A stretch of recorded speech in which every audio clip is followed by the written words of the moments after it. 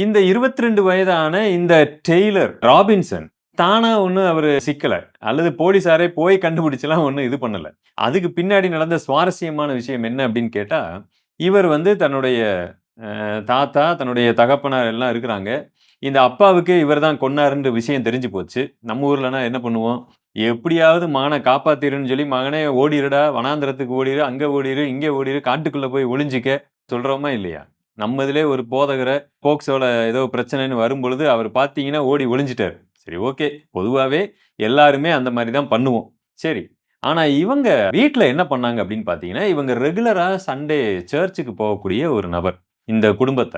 பாரம்பரியமா இவங்க வந்து அத ஃபாலோ பண்ணிட்டு வர்றவங்க. அத விட ரொம்ப முக்கியமான விஷயம் என்னன்னு கேட்டீங்கன்னா, இவங்க ட்ரம்பினுடைய ஆதரவாளர்கள். இந்த பையனுடைய அப்பா, தாத்தா இவங்கலாம். அப்ப இவங்க என்ன பண்றாங்க, தன்னுடைய பையன் தான் இந்த மாரி செஞ்சுட்டான் அப்படிங்கிறத தெரிஞ்சுக்கிட்டு, இவங்களுடைய போதகருக்கு ஃபோன் பண்ணி, "இப்படி பண்ணிட்டாங்க. நீங்களே போலீஸுக்கு ஃபோன் பண்ணி இதெல்லாம் நீங்க வந்து தெரியப்படுத்திருங்கன்னோனே, அவரு நேரா போலீஸுக்கு கூப்பிட்டாரு.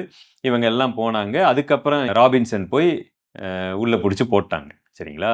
அதுக்கப்புறம் இவரு எதனால கொலை செய்தார் அப்படிங்கிறது இவருடைய சாட் ஹிஸ்டரி எல்லாம் செல்ஃபோன்ல எடுத்து பார்த்தா, பயங்கர அதிர்ச்சியான சம்பவங்கள்லாம் இருக்கு.